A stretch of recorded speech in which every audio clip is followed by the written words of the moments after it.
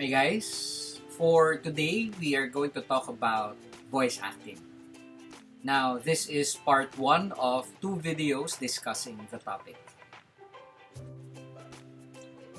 We live in an age of information and communication.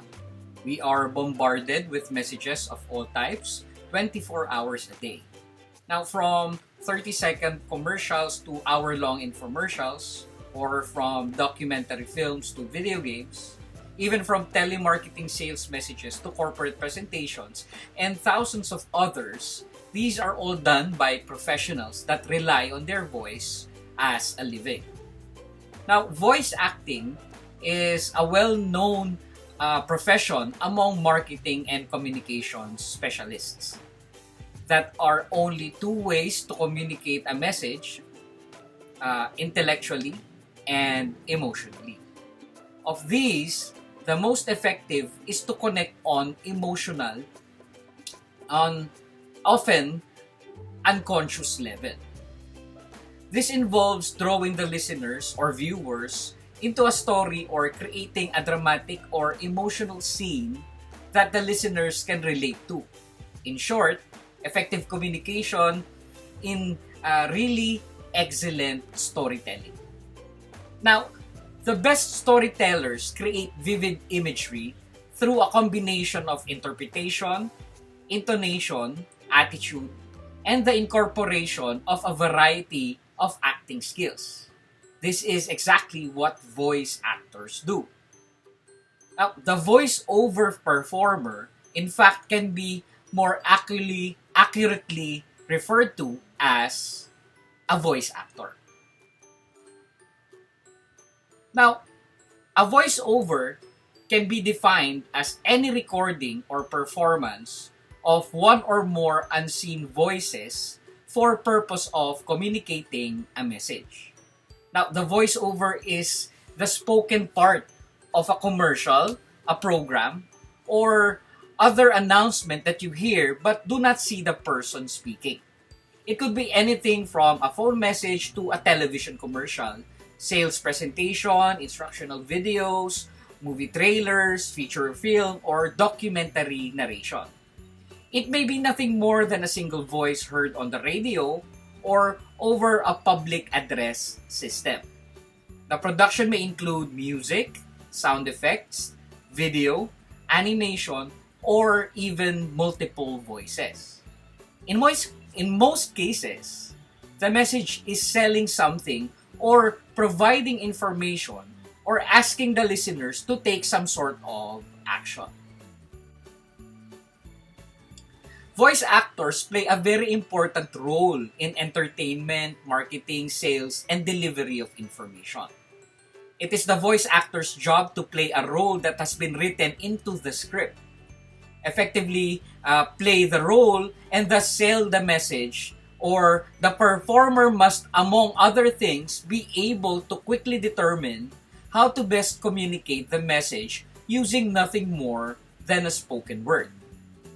Now we have types of voice-over work. Voice-over work can be done in several different genres and several different platforms. Now these are radio for on-air, commercials, and promo. There are 3 basic categories of radio voice-over work. We have the radio DJ. Now this is a specialized job that requires a unique set of skills because most radio DJs are not considered to be voice actors. Next is promo and imaging. Most radio promos are produced in-house using station staff. Outside talent will be used for station imaging. And of course, commercials. Most commercials are produced outside the stations by advertising agencies. However, many radio stations will produce local commercials for their clients, usually with a station staff.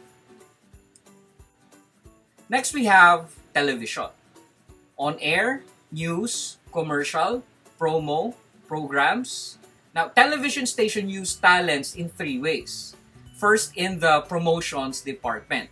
Now, they handle the station's on-air promotion, including voice-over credits, promos, and marketing. Voice talent may be on staff, on contract, or booked through an agent. Next would be in the production department.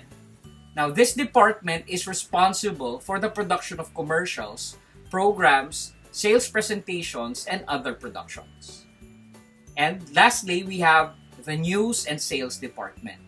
Now, news reporters handle their own voiceovers for news stories. Now, sales will usually use on-staff VO talent or work through production department like voice talents that they may be on staff or hired per project.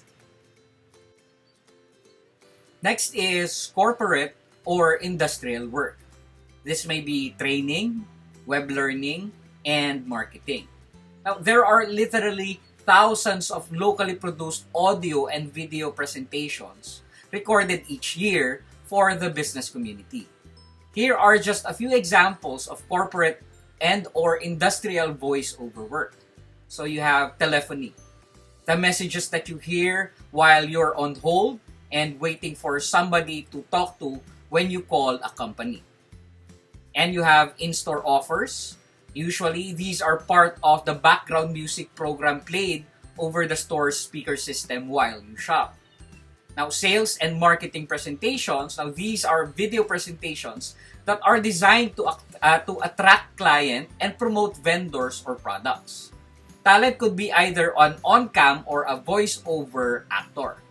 You will often find these videos as ongoing product demos in department stores or even shopping mall kiosks. Next, you have convention or trade show presentations. These are similar to sales and marketing presentations but usually target potential buyers at a convention or a trade show. Training and instructional. As the name implies, these projects are designed to train personnel on anything for the company from company policies and procedures to the proper use of equipment. Now, most corporate presentations are rarely seen in the general public. And you have web learning. The internet has opened up an entirely new world of voice-over opportunities for online training and education. Next, you have animation. Cartoons, animes, even video games. This is a very specialized area of voice-over work. It is definitely not for everyone, and it can be difficult to break into. Now, good animation voice actors can usually perform a wide range of character voices and have many years of acting experience. Also, most animation voice-over work is done in Los Angeles, while anime and video game work is done in many cities, mostly in Japan and other countries and cities that produce animated films or animated series. Then you have CD-ROM or multimedia. Again, these are for games, training, and marketing. Now, this market for voice-over talent developed as a result of the explosion of the computer-based CD-ROM games and instructional software. As you know, it has evolved into downloading games as well. From software manufacturers produce audio tracks for these products entirely in-house, while others are produced by outside production companies. Next, you have film, looping, ADR, and narration looping. Now, narration looping is recreating the background crowd ambience, and ADR is automatic or automated dialogue replacement. These are specialized areas of voice-over work that require high level of acting ability and often a talent for mimicking other voices. Now, film narration is common for documentaries, instructional, and marketing programs. Another will be audiobooks. Now, entertainment recordings of books and magazines fall into these two basic categories. commercial audiobooks for sale and recorded books or magazines for the visually impaired. Audiobooks of best-selling novels are often read by celebrities to make the recording more marketable. However, there is a growing market for audiobook projects that use unknown voice talents. Recorded books and magazines for the visually impaired may be produced locally by a number of service organizations and radio stations. Lastly, we have the internet streaming audio. So you have RSS, MP3, and web learning. Now, the introduction of the iPod by the Apple computer created opportunities for streaming audio podcasts on the internet. Basically, a podcast is an RSS or a really simple syndication streaming audio programs that is designed to synchronize with subscribers' information. Podcasting gives anyone an opportunity or the ability to record the audio on their computer and basically to record their opinions and original creations or even performances for the world to hear. So this is the trend nowadays. So you can now produce your own content. Now, many podcast programs are recorded by people who are not trained in the craft of performance voiceover. Because again, this has been democratized. Okay? Anybody that has a computer, internet connection, and a good microphone can actually do their own podcasts. Now, web learning or internet-based online learning is becoming more and more popular with businesses that would like to efficiently train a large number of people in their company. Now let's talk about the essentials. Now, regardless of the types of voiceover work you do, there are several basic requirements. Of course, first, you need a decent speaking voice. Now, the days of the golden pipes are gone. Voice acting is not about your voice, but it's about what you can do with your voice. Then you must have excellent reading skills.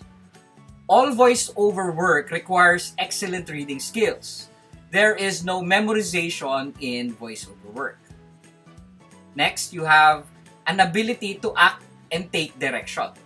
You must be able to change your delivery and interpretation at the whim of the director. You must be flexible and you must take direction well. And lastly, you must have passion. You must be willing to spend the time, energy, and money necessary to develop your acting and business skills and market and promote your talent as a voice actor. Now, the last part of this lecture, we'll talk about the 7 things you must know about voiceover work. First, you can't learn how to perform your voiceover on your own. You need guidance of a qualified coach who knows the business. Of course, we all have our talents, but we need to be taught. We need to be trained to be voice actors. Next, you can't learn how to perform for voiceover by reading a book.